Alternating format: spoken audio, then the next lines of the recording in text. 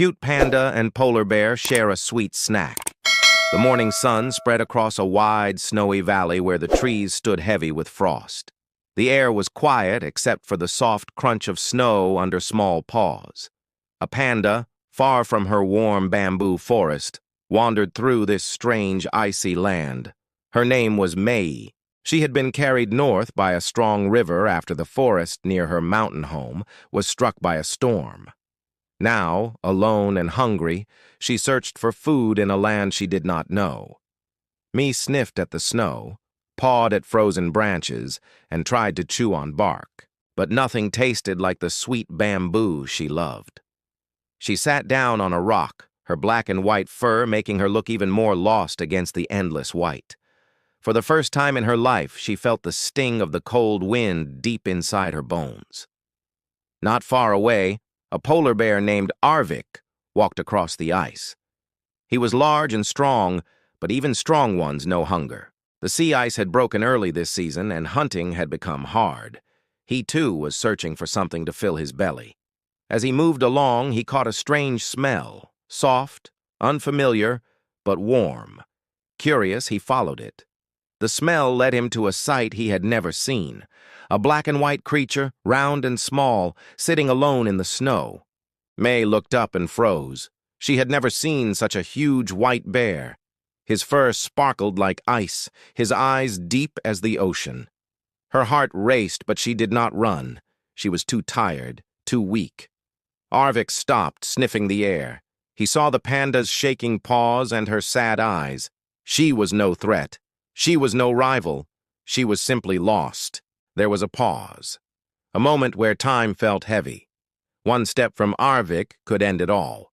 But instead he lowered his head and made a low rumble. Not anger, not warning. Something softer, almost like a question. May tilted her head. Slowly she held out her paw, clutching a piece of frozen bark she had tried to eat. Arvik sniffed it, then pushed it back toward her gently. His nose brushed the fur of her paw, and I felt something strange. Respect, not danger. Suddenly, the wind carried another scent. Fish. Nearby, under the thin sheet of ice, life moved. Arvik's sharp nose picked it up. He stepped to the edge of the ice and pawed at it. Cracks spread, water splashed, and a silver fish leaped up. With one swift move, Arvik caught it. May watched wide-eyed. Her stomach growled. Arvik looked at her, then at the fish. Slowly, carefully, he placed the fish on the snow between them. The panda blinked.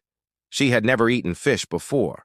She reached out, hesitated, then took a small bite. The taste was strange, but warm.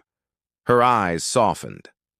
Arvik lay down in the snow beside her, taking the other half of the fish for himself. They ate together quietly, two creatures from different worlds sharing the same meal. In that frozen silence, something new was born. But the peace did not last. From the cliffs above, a group of wolves watched. Hungry and lean, they saw an easy chance, two strangers distracted with food. The leader's eyes glowed sharp, and his growl rolled down the slope. May's ears perked up. Arvik raised his head, his deep chest rumbling. The wolves began to move, their paws silent in the snow.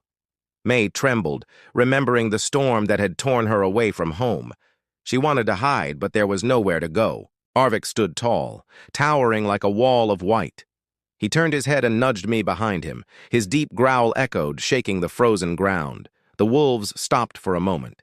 But hunger makes even brave hearts foolish. They spread out, circling. The fish lay forgotten. The bond between panda and polar bear would now be tested, and that was how their story truly began.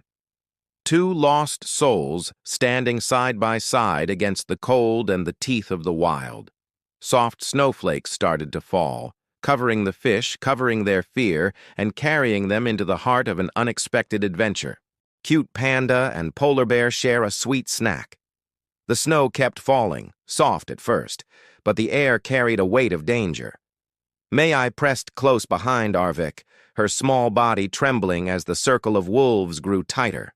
Their eyes shone like yellow flames against the white. The leader, a gray wolf with scars